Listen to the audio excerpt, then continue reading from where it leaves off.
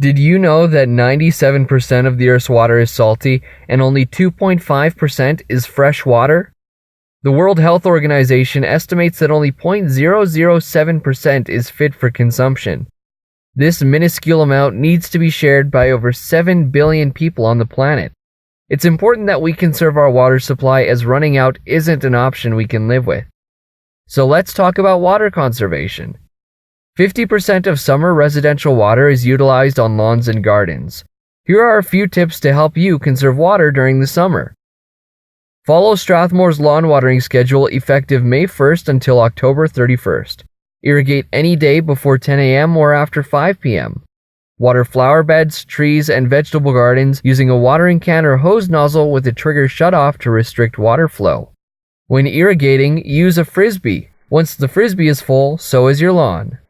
Combine recreational sprinklers and water toys with lawn watering. Use rain barrels to collect water from rooftop runoff.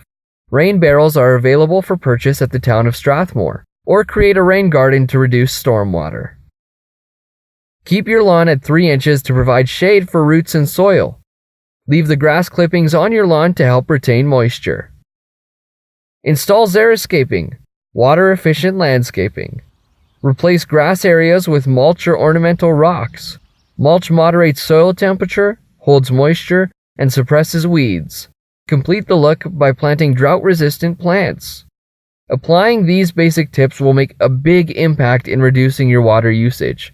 Not only will you be helping the planet, but you'll save money on your utility bill too.